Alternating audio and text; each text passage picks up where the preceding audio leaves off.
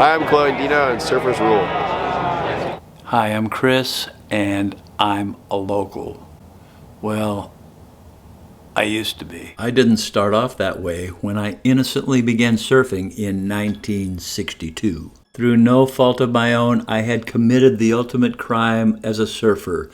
I grew up inland. At the beach, my friends and I were sometimes hassled by the boys from Huntington or Newport. When I refused to leave the water, one of them threatened to pound me. Thank God he never fulfilled his promise. In 1970, I moved to Encinitas, where for 6 months I surfed every day until I considered myself a local. Then I did unto others as they had done unto me. No, I never threatened to beat anyone up, but I did scream at a few obnoxious kooks, insisting they go back to whatever valley they were from. Goodbye.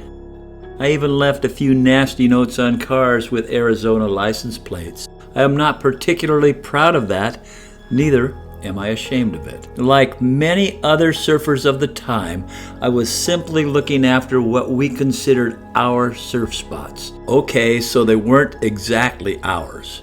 We were nonetheless the caretakers, ensuring the place was clean, uncluttered, and reasonably safe.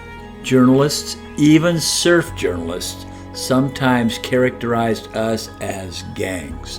While we did live by a territorial gang-type code, we were more tribal than gangster. We were suspicious of outsiders and tried keeping the waves from becoming a hyperactive aquatic freeway where the masses fought over a few feet of linear salt water. We knew that big crowds equaled big problems, and that kooks could be a danger to themselves and others, which is a type of insanity that can lead to being institutionalized in some places. Before leashes were invented in the 1970s, kooks disappeared from the lineup after wiping out and swimming in for their boards.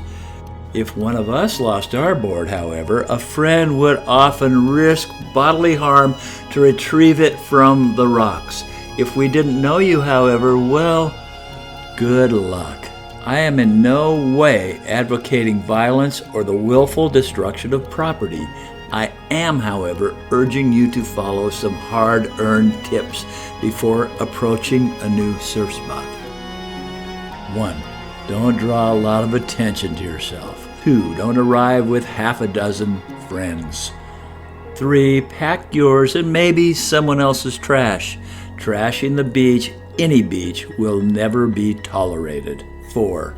Don't drop in on the locals. 5. Don't be a pig. You don't automatically have the right-of-way simply because you have a bigger board and consistently paddle behind the other guy. Everyone is told upon graduation from surf school the waves belong to everybody.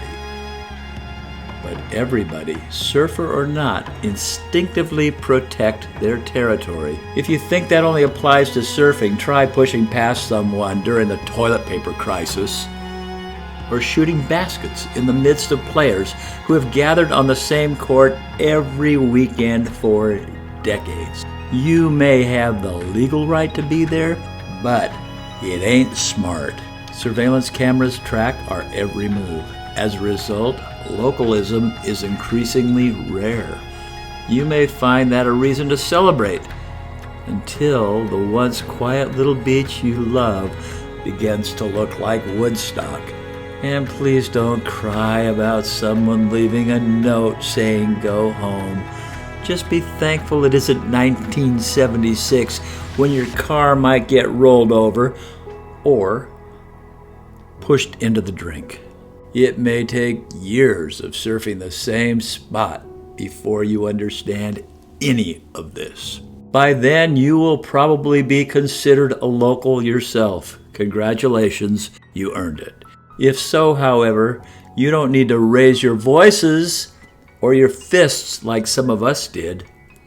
Try gently instructing the invader in the nuances of localism. If that doesn't work, Hey, if you enjoy Surfers Rule videos and don't want to miss the next wave, smack the like button and punch out the subscription button. Some big sets are on the horizon. Until then, Surfers Rule.